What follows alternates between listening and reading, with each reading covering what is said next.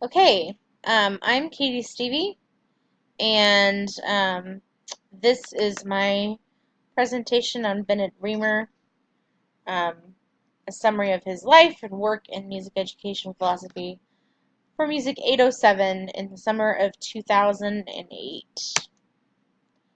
Um, so, just some basic biographical information about him. He was one of the foremost philosophers in music education in the 20th century. He wrote this book called A Philosophy of Music Education, which was really influential and was required reading in a lot of classes, um, clear up through when I was in school, which I'll talk about later.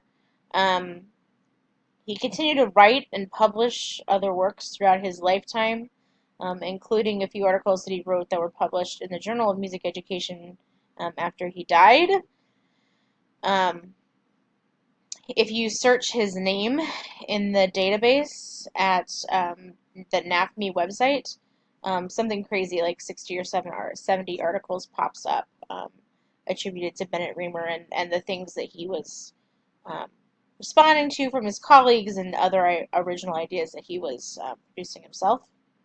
One of the things that I think is his most um, advantageous sort of um, or lasting contribution to our profession is his participation in the committee that wrote the first national art standards in the 1990s. And of course, they've been revised and edited since then, but some would say that perhaps not in a good way. Anyway, his philosophy um, was that art and music was part of the fabric of what makes humanity um, human, and that all students deserve access to what he called aesthetic education. So this would include the study of all of the arts, especially music, because it was intrinsic linked to humanity. Um, so he was sort of the opinion um, that the the process of education um, was to bring out this human side, this um, socialized kids, um, and uh, the arts were part of that journey. Um, to Reamer, music is sound with meaning. The only difference between sound and music is how the listener attaches meaning or doesn't um, to the sound. So um, whether or not something is music depends on whether or not you think it's music as a listener. Uh, so um, he argued against any utilitarian defense of music education.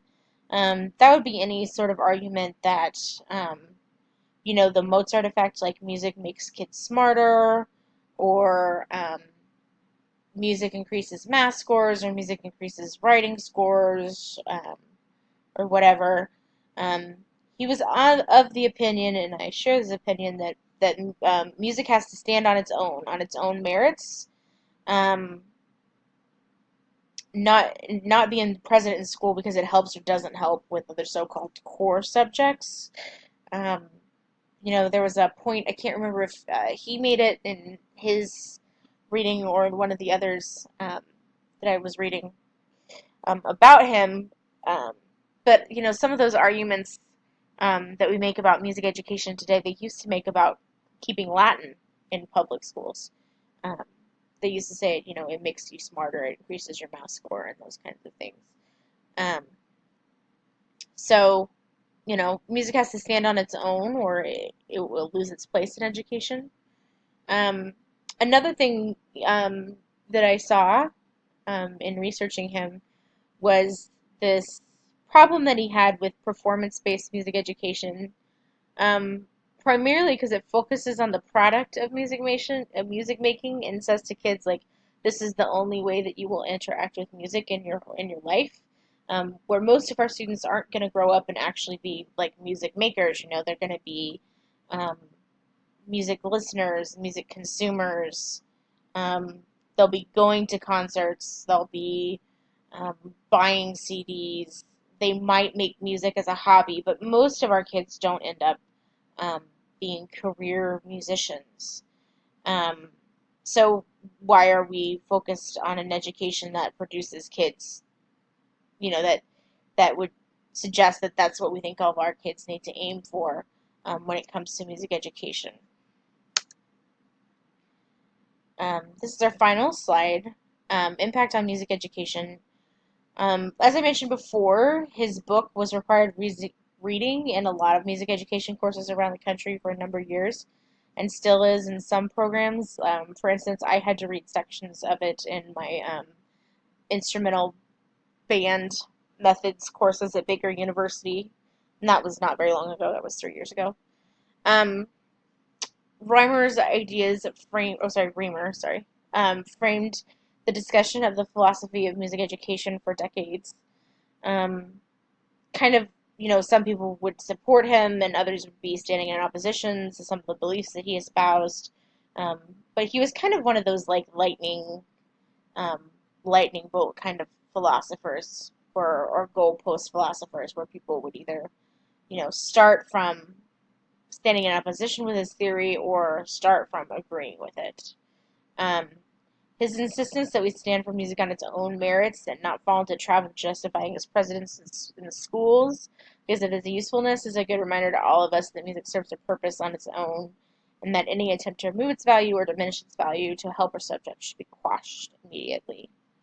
Um, for me, that's kind of the thing that I really took away from this because I think, sometimes as music educators, certainly as a private teacher, um, kind of fallen into that trap of saying like, oh, you want your kid in music because it's going to make them smarter, it's going to help connect the left side and the right side of the brain, and all this kind of stuff. Um, and some of that might be true, and some of that might not be true, as we're finding out now. Um, but um, there is truth to that statement that he's making about um, the arts are what sort of elevate us, from the animals. And it's part of what makes us, that nebulous thing that we call humanity. The arts is part of what makes that humanity um, a characteristic that we all share. So um, that's been at Reamer, and thank you for listening.